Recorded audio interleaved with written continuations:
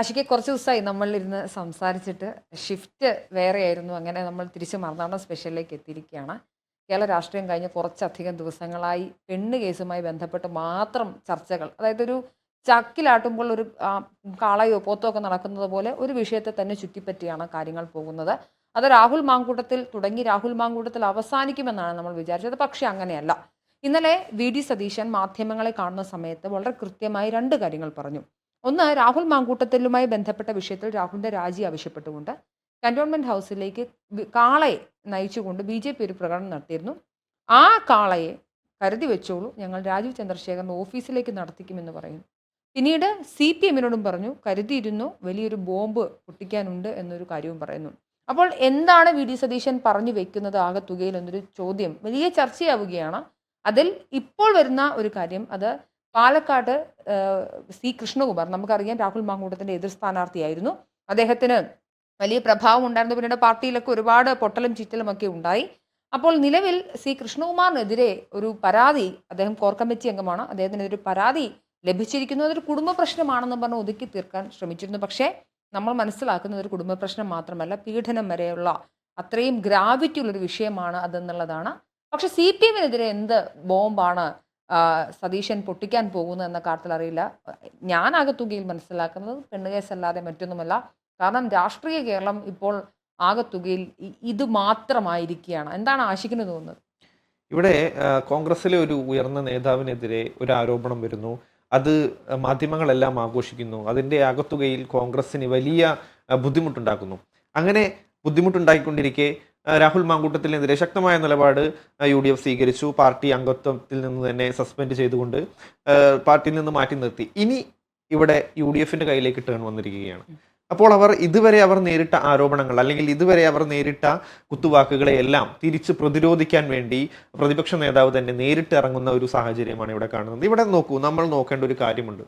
ഇവിടെ സ്ത്രീകൾക്കെതിരായ അതിക്രമത്തെ രാഷ്ട്രീയ ആയുധമായി മാറ്റുന്നത് ഒട്ടും ശരിയായ ഒരു നടപടിയായിട്ട് എനിക്ക് തോന്നുന്നില്ല. കാരണം അവിടെ ആ ഇരയാക്കപ്പെട്ട ആ സ്ത്രീ അല്ലെങ്കിൽ ആ വ്യക്തി അവരൊരു പരാതിയാണ് വന്ന് പറയുന്നത്, അല്ലെങ്കിൽ അവർ നേരിട്ട ഒരു ഒഫൻസിനെ കുറിച്ചാണ് പറയുന്നത്. ആ ഒഫൻസിനെ രാഷ്ട്രീയവൽക്കരിക്കുക എന്ന് പറയുന്നത് ഒട്ടും ഭൂഷണമായ ഒരു കാര്യമല്ല. ഇപ്പോൾ വി ഡി സതീശൻ ഇന്നലെ പറഞ്ഞു വെക്കുന്ന ആ ഒരു ബോംബ്, അത് ഇത്തരം ഒരു കാര്യമാണെങ്കിൽ തന്നെ എന്താണ് അവിടെ പ്രതിപക്ഷ നേതാവ് ചെയ്യേണ്ട കാര്യം? അതിന് നിയമത്തിന്റെ സഹായം ഉറപ്പുവരുത്തുക, അല്ലെങ്കിൽ നിയമത്തിന്റെ വഴിക്ക് നീങ്ങാൻ വേണ്ട സഹായങ്ങൾ എന്താണോ അത് ചെയ്തു കൊടുക്കുക എന്നതാണ്. അല്ലാതെ അതിനെ രാഷ്ട്രീയവൽക്കരിച്ച് തിരിച്ച് മറ്റ് പാർട്ടിക്കാർക്കെതിരെ അല്ലെങ്കിൽ മറ്റ് നേതാക്കൾക്കെതിരെ അത് പ്രയോഗിക്കുകയല്ല വേണ്ടത്.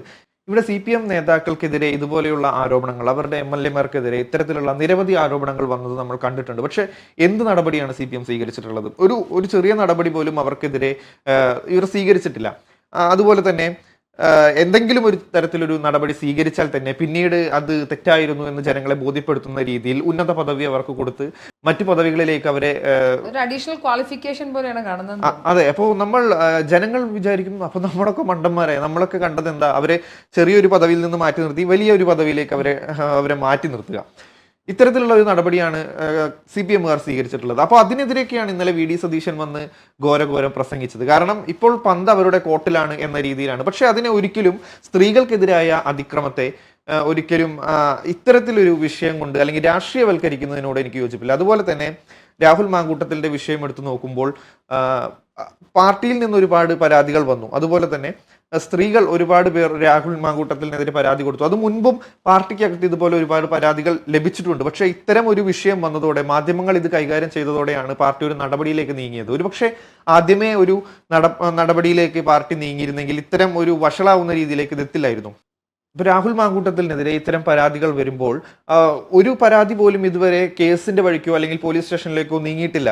അതുകൊണ്ട് തന്നെ കോൺഗ്രസിന് ഇതിൽ സ്വീകരിക്കാനുള്ളത് തങ്ങളുടെ പാർട്ടിക്കാർക്കെതിരെ വരുന്ന പ്രശ്നങ്ങൾ, അല്ലെങ്കിൽ പാർട്ടിക്കകത്ത് രാഹുൽ നടത്തുന്ന പ്രശ്നങ്ങൾ എന്തൊക്കെയാണോ അതില്ലാതാക്കാൻ ശ്രമിക്കുക. ഇപ്പോൾ ഒരുപക്ഷെ കോൺഗ്രസ് എടുത്ത ഏറ്റവും വലിയ തീരുമാനം എന്ന് വേണമെങ്കിൽ തന്നെ പറയാം. കാരണം ഒരു ബൈ ഇലക്ഷനിലേക്ക് പാലക്കാടിനെ എത്തിക്കരുത് എന്നതാണ് ഇവിടെ കോൺഗ്രസ് എടുക്കുന്ന നിലപാട്. കാരണം എത്തിച്ചാൽ ഉറപ്പായും അവിടെ BJP സീറ്റ് പിടിക്കും എന്ന കാര്യത്തിൽ യാതൊരു തർക്കവുമില്ല. അങ്ങനെ സീറ്റ് പിടിക്കാനിടയായാൽ അതൊരു പക്ഷേ വരുന്ന തദ്ദേശ തെരഞ്ഞെടുപ്പിലും അത് കഴിഞ്ഞു വരുന്ന നിയമസഭാ തെരഞ്ഞെടുപ്പിലെല്ലാം UDF-ന് വലിയ ക്ഷീണമായി മാറാൻ സാധ്യതയുണ്ട്. അതുകൊണ്ട് തന്നെ അതിലേക്ക് പോവാതെ എങ്ങനെയാണോ മാതൃകാപരമായ ഒരു ശിക്ഷ രാഹുലിന് കൊടുക്കാം, അതാണ് ഇവിടെ ശ്രമിച്ചത്. അങ്ങനെ ഒരു ശിക്ഷ കൊടുത്ത വഴിക്ക് തന്നെ പ്രതിപക്ഷ നേതാവ് രംഗത്തിറങ്ങിക്കൊണ്ട് മറ്റു പാർട്ടിക്കാർക്കെതിരെ ഇത്തരത്തിൽ ആരോപണങ്ങളുണ്ട്, അത് ഞാൻ ബോംബ് പൊട്ടിക്കുമെന്ന രീതിയിൽ വരികയാണ്. അതൊരിക്കലും ചെയ്യാൻ പാടില്ലാത്ത ഒന്നായിരുന്നു. രാഷ്ട്രീയ കേരളം. പക്ഷേ ഞാനൊരു കാര്യം ചെയ്യട്ടെ ആശിക്ക്, ഞാൻ പൂർണ്ണമായും സ്ത്രീകൾക്കെതിരെ ഉണ്ടാകുന്ന ഇത്തരം പരാതികളിൽ സ്ത്രീകളുടെ സ്വകാര്യത വേണമെന്നും, കാരണം നമ്മളൊക്കെ മോബിലൈസ് ചെയ്യപ്പെട്ട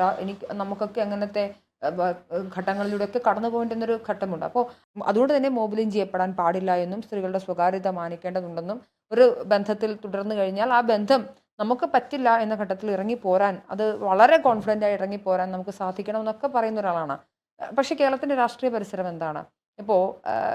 എന്തുകൊണ്ട്, അതായത് ആഷിക്ക് പറഞ്ഞത് വളരെ വാലിഡായ പോയിന്റാണ്.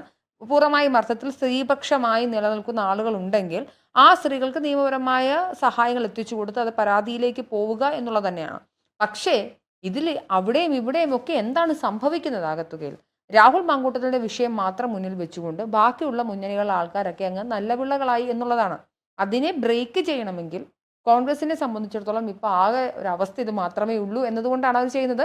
അതവരെ പൊളിറ്റിക്കലി അവർക്ക് ഉപയോഗിക്കേണ്ടി വരുന്ന ഒരു ഗതികെട്ട അവസ്ഥയിലേക്ക് കോൺഗ്രസ് എത്തിയതുകൊണ്ടാണ്.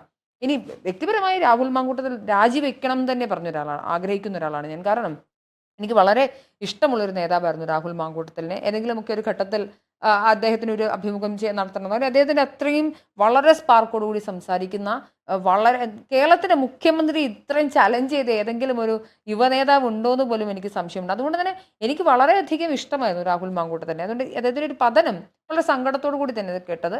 പക്ഷേ അദ്ദേഹം രാജിവെക്കേണ്ടതുണ്ട്. ഒന്ന്, ഒരു ബന്ധത്തിൽ ഈ സ്ത്രീകളുടെ വിശ്വാസം അത് മുതലാക്കിക്കൊണ്ടാണ് രാഹുൽ ഇതെല്ലാം ചെയ്തത്. ശേഷം ഒരു പെൺകുട്ടിയോട് ഗർഭചിത്രം നടത്താൻ പറയാൻ നോക്കൂ, ഒരു ബന്ധത്തിലിരിക്കുമ്പോൾ ആ കുട്ടികൾ ആവശ്യമില്ലെങ്കിൽ അതിന് വേണ്ടുന്ന മെഷേഴ്സ് എടുക്കാനുള്ള ഉത്തരവാദിത്തം പുരുഷനും സ്ത്രീക്കുമുണ്ട്. ഇൻ സം വേ ആ പെൺകുട്ടിക്ക് അത് ഗർഭധാരണം ഉണ്ടായാൽ ആണിന് പറയാം, അത് അബോർട്ട് ചെയ്യാം പറയാം എന്നതിനേക്കാൾ ഉപരിയായി നിർബന്ധിക്കാൻ യാതൊരു റൈറ്റുമില്ല. അപ്പം നിർബന്ധിച്ചുകൊണ്ടേയിരിക്കുന്നു. മാത്രമല്ല ഇയാളുടെ ഒരു പ്രിവിലേജ് ഉണ്ട് രാഹുൽ മാങ്കൂട്ടത്തിൻ്റെ. അയാളൊരു രാഷ്ട്രീയ നേതാവാണ്, അതിൽ നിന്ന് കിട്ടുന്ന അയാൾക്ക് കിട്ടുന്ന ഒരു വിശ്വാസ്യത, അയാളൊരു MLA ആണ്, അതിൽ നിന്ന് കിട്ടുന്ന ഇയാൾക്ക് ഒരു ജനപിന്തുണ, അയാൾ ചാനൽ ചർച്ചകളിലെ മിന്നുന്ന താരമാണ്, അതിൽ നിന്ന് ഇയാൾക്ക് കിട്ടുന്ന പ്രശസ്തി അല്ലെങ്കിൽ ഒരു വിസിബിലിറ്റി, ഇതൊക്കെ അദ്ദേഹത്തിലേക്ക് സ്ത്രീകളെ അടുപ്പിക്കാനായിട്ട് അല്ലെങ്കിൽ സ്ത്രീകൾക്ക് ഒരു വിശ്വാസം ഉണ്ടാക്കാനായിട്ട് ഒരു വഴി ഉണ്ടാക്കിയിട്ടുണ്ട്. അപ്പം അദ്ദേഹത്തിൽ ഉണ്ടായിരുന്ന വിശ്വാസത്തെയാണ് ഹനിച്ചുകൊണ്ട് അല്ലെങ്കിൽ അതിനെ ബിട്രേ ചെയ്തുകൊണ്ടാണ് പൂർണ്ണമായും അർത്ഥത്തിൽ രാഹുൽ ചെയ്തത്. നമ്മൾ രാഹുൽ രാജിവെക്കേണ്ടതുണ്ട് എന്ന് വിശ്വസിക്കുന്ന ആളാണ്. എനിക്ക് വളരെ സങ്കടമുണ്ട്. പക്ഷെ നിലവിലെ കേരളത്തിൽ സാഹചര്യത്തിൽ കോൺഗ്രസിന് മുന്നോട്ട് പോകണമെങ്കിൽ അതവരുടെ ഗതികെട്ട അവസ്ഥയിലേക്ക് അവർ എത്തിയത് കൊണ്ടാണ്. മാത്രമല്ല മറ്റുള്ളവരെ എക്സ്പോസ് ചെയ്യണ്ടേ ആഷിഖ്? ഇങ്ങനൊരു പ്രശ്നമുണ്ടെങ്കിൽ ഇപ്പം നമുക്കറിയാം, പി ശശിയുണ്ട്, മുകേഷ് ഉണ്ട്, അത് കടകംപള്ളി ഉണ്ട്, വലിയൊരു നിരയുണ്ട്. അതിൽ ആരാണ് മാറി നിൽക്കുന്നത്? എല്ലാവർക്കും ഇതുപോലെ തന്നെ അവിഹിത കഥകൾ പറഞ്ഞ് മറ്റുള്ളവരെ നാണം കിടന്ന അവിഹിത കഥകൾ ധാരാളം. നമുക്ക് അപ്പോൾ ഇവിടുത്തെ പ്രശ്നങ്ങളെല്ലാം മാറിപ്പോയില്ലേ? വിദ്യാഭ്യാസ മേഖലയിലെ പ്രശ്നങ്ങൾ, ആരോഗ്യ മേഖലയിലെ പ്രശ്നങ്ങൾ, കെടുകാര്യസ്ഥതകൾ, അഴിമതി, വിലക്കയറ്റം, ഓണം സമയത്ത് ഡിസ്കസ് ചെയ്യപ്പെട്ട സാധാരണക്കാരന്റെ വിഷമങ്ങൾ ഉണ്ടായിരുന്നു. അതൊക്കെ ഇതിൽ മുങ്ങിപ്പോകാനുണ്ടായത്. അതുപോലെ തന്നെ VD സതീശൻ ഇന്നലെ പറയുന്ന ഒരു ഹവാല ഇടപാടിനെ കുറിച്ച് പറയുന്നുണ്ട്. അത് മുക്കിക്കളയാനാണ് ഇത്തരത്തിലൊരു ആരോപണം മുന്നോട്ട് വെച്ചത് എന്നും പറയുന്നുണ്ട്. പിന്നെ മനുജ് ഇപ്പോൾ സൂചിപ്പിച്ചത് ആ ഓഡിയോ സന്ദേശത്തിന്റെ കാര്യത്തിൽ എനിക്കൊരു ചെറിയൊരു എതിരഭിപ്രായമുള്ളത്. രാഹുൽ മാങ്കൂട്ടം നിർബന്ധിക്കുകയാണെന്ന് പറഞ്ഞല്ലോ, പ്രിക്കോഷൻ എടുക്കുകയാണെങ്കിൽ ആദ്യം തന്നെ ചെയ്യാമായിരുന്നു എന്നും. ഇത് ആ സ്ത്രീക്കും ബാധകമല്ലേ എന്നാണ് എനിക്ക് ചോദിക്കാനുള്ളത്. രാഹുൽ അതിൽ വ്യക്തമായിട്ട് പറയുന്നുണ്ട്, നമ്മൾ ഇങ്ങനെയൊന്നും അല്ലല്ലോ തീരുമാനിച്ചത്, നമ്മളുടെ പ്ലാൻ ഇങ്ങനെ ആയിരുന്നില്ലല്ലോ എന്ന് പറയുന്നുണ്ട്. അപ്പോൾ വ്യക്തമായി അവർ തീരുമാനിച്ചതിൽ നിന്ന് വ്യത്യസ്തമായൊരു കാര്യം സംഭവിച്ചപ്പോൾ അതിലുണ്ടായ ഒരു എന്താ പറയുക, പെട്ടെന്നുണ്ടായ ഒരു വികാരത്തിന്റെ പുറത്തുള്ള ഒരു കോളായിട്ട് വേണ്ടേ നമുക്കത് പരിഹരിക്കാൻ? പിന്നെ ഇത്തരം ഒരു വിഷയമുണ്ടായ അവരുടെ പേഴ്സണൽ സംഭാഷണമാണത്.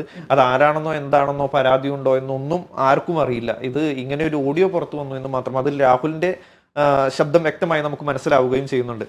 അതുകൊണ്ട് മാത്രം ആ പെൺകുട്ടിക്ക് ഒരു പരാതിയോ ഇനിയിപ്പോൾ ആ പെൺകുട്ടി ഒരു പക്ഷേ മുന്നോട്ട് വന്ന് പറയുകയാണത് ഞങ്ങൾ തമ്മിലുണ്ടായ ഒരു ചെറിയ സംഭാഷണമാണ്, അല്ലെങ്കിൽ ഞങ്ങൾ വഴക്കിലിരിക്കുമ്പോൾ ഉണ്ടായ ഒരു ചെറിയ സംഭാഷണമാണ്, അതിൽ എനിക്ക് പരാതിയൊന്നുമില്ല എന്ന് പറഞ്ഞു കഴിഞ്ഞാൽ ഇല്ല, ഒരു പരാതിയും ഇതുവരെ പരാതി വന്നിട്ടില്ല. നമുക്ക് പരാതി വരാതിരുന്നതുകൊണ്ട് ഇയാൾ മാന്യനാവുന്നു അത് ഒരിക്കലും ഞാൻ രാഹുലിനെ ന്യായീകരിക്കുകയോ ഒന്നുമല്ല. പക്ഷെ ആ ഓഡിയോയെ പറ്റി പറയുമ്പോൾ അതിൽ ഓപ്പോസിറ്റ് നിൽക്കുന്ന ആളുടെ ഭാഗം ഇതുവരെ ആരും കേട്ടിട്ടില്ല.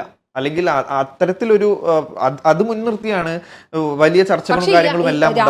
രാഹുൽ വളരെ വ്യക്തമായി അതായത് പല പ്രസംഗങ്ങൾക്കിടയിലും അത് പൊതുപ്രവർത്തകൻ പബ്ലിക്കായി ഓഡിറ്റിന് വിധേയനാകപ്പെടണമെന്നും മുകേഷിന്റെ ഓഡിയാണ് പുറത്തു വന്നിരുന്നത്. മുകേഷിനെതിരെ പ്രശ്നം വന്ന സമയത്ത് ഞങ്ങൾ നടക്കാൻ സമ്മതിക്കില്ല എന്ന് പറഞ്ഞാൽ രാഹുൽ പബ്ലിക്കായി ഓഡിറ്റ് ചെയ്യപ്പെടും, അതുകൊണ്ട് രാഹുലിന്റെ അതേ ധാർമ്മികതയുടെ മീറ്റർ വെച്ച് രാഹുലിനെ തന്നെ പരിശോധിച്ചാൽ രാഹുൽ കുറ്റക്കാരൻ. അതുകൊണ്ടാണല്ലോ രാജിവെക്കുന്നതിലേക്ക് വരുന്നത്.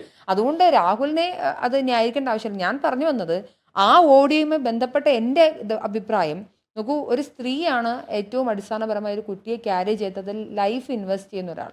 അതുകൊണ്ട് തന്നെ ധാർമ്മികപരമായും നിയമപരമായും ആ പെൺകുട്ടിയുടെ ചോയ്സ് മാത്രമാണ് അതിനെ കുട്ടിയെ കൊണ്ടു നടക്കണോ അബോർട്ട് ചെയ്യണോ വേണ്ടയോ എന്നുള്ളത്. അതിലേക്ക് ഒരാൾക്ക് നിർബന്ധിക്കാനേ സാധിക്കില്ല. പിന്നെ ഈ വന്നിട്ടുള്ള ഒരുപാട് കാര്യങ്ങളുണ്ട്. രാഹുലിനെതിരെ ഒന്നോ രണ്ടോ അല്ല, KSUവിലെ 2 പെൺകുട്ടികൾ എറണാകുളം ജില്ലാ കമ്മിറ്റിയിൽ പരാതികൾ വരുന്നു. അവിടെ ഇവിടെയൊക്കെ പരാതി വരുന്നു എന്ന് പറഞ്ഞാൽ ഇയാളിങ്ങനെ ഒരു ഹെയറേട്ടനായിട്ട് നടക്കുകയായിരുന്നാണ് മനസ്സിലാക്കേണ്ടത്.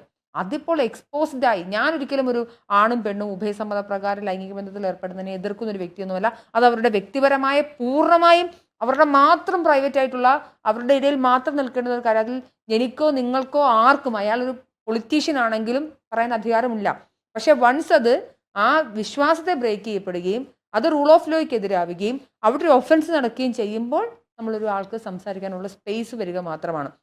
ആ ഒരു അർത്ഥത്തിൽ മാത്രമാണ് ഞാൻ പറയുന്നത്. എന്തായാലും കേരള രാഷ്ട്രീയം ആകെ നാറിയ അവസ്ഥയിലാണുള്ളതെന്ന് പറയേണ്ടി വരും. സങ്കടമുണ്ട്. കാരണം മലയാളികൾ ഇപ്പോൾ ചർച്ച ചെയ്യേണ്ടത് തദ്ദേശ തെരഞ്ഞെടുപ്പിലേക്ക് എത്തുന്ന ഘട്ടത്തിൽ രാഷ്ട്രീയമായിരുന്നു. ആ രാഷ്ട്രീയത്തിനപ്പുറം കേവലം പെണ്ണ് കേസ് എന്ന് പറഞ്ഞാൽ സ്ത്രീകളുടെ ഭാഗത്തിനെ എതിർക്കുകയല്ല ചെയ്യുന്നത്. ഇത്തരം കാര്യങ്ങളിലേക്ക് മാത്രമായി ഒതുങ്ങി പോകുമ്പോൾ രക്ഷപ്പെടുന്നത് ഇരട്ടച്ചങ്കനും കൂട്ടരുമാണ്. അടുത്ത നിയമസഭാ തെരഞ്ഞെടുപ്പിലും കഴിഞ്ഞു വരുന്ന ഫലത്തിലും നമ്മൾ ഇവരെ സഹിക്കേണ്ടി വരുമല്ലോ എന്നൊരു സങ്കടം മാത്രമാണ് എനിക്ക് ഉള്ളത്. എന്തായാലും വി ഡി സതീശൻ പൊട്ടിക്കാൻ പോകുന്ന ബോംബ് എന്താണെന്ന് നമുക്ക് വരും ദിവസങ്ങളിൽ അറിയാം.